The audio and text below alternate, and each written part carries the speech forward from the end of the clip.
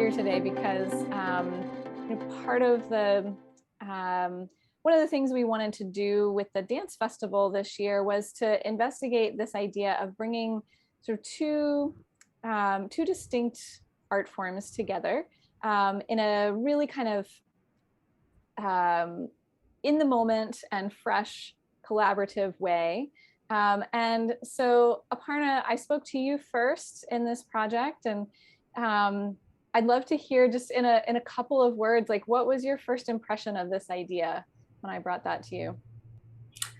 Yeah, just excitement. I love with live music. It is such a blast and such a treat for me to be able to dance to live music. It's very rare in my career because it's hard to find musicians around that have great skill and are professional as well. And with this pandemic, one of the beauties of being together in person is feeling that beat in your chest and just kind of having, that live experience. So yeah, I was really excited.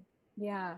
And we pretty quickly started thinking about, we talked about a couple of options for what that other art form would be Yeah. in this collaboration. And we pretty quickly identified percussion as a good fit.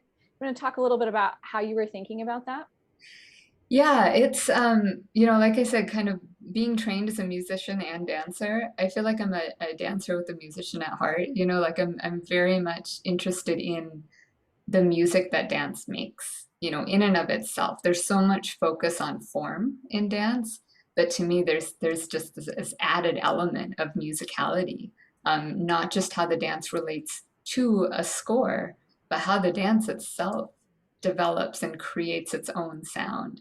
And particularly in Bharatanatyam and in classical Indian dance, there's such a developed, intricate footwork with a slap, with a thud of a heel, with the jingling of the bells. There are all these different kind of sound contours that you can create. And that's kind of what I've been exploring in my own dance. Just kind of arose organically. I'm just a rhythmic person, and I like hip hop would be playing and I just start like grooving with Indian classical footwork. And it's just kind of a melding, I guess, of kind of being bicultural. And so I've just always loved that. And when I get a chance to interact with musicians, it just really brings me to life. So I was Mhm. thrilled with that idea. Yeah. Well, and then we were really lucky to find you, Atiba, or to bring you into this project. Um, Atiba, when you first read my message about this project, what were some of the words or feelings that were coming up for you? What made you want to be a part of this?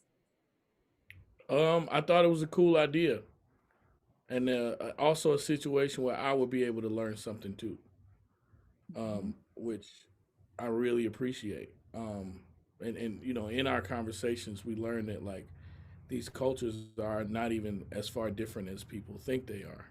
You Mhm. know, um, and one of the ways to really find that is through the arts and food, and Mhm. that's one of the things we talked about too. So for me, I was excited to get the chance to learn something like that's was my main motivation.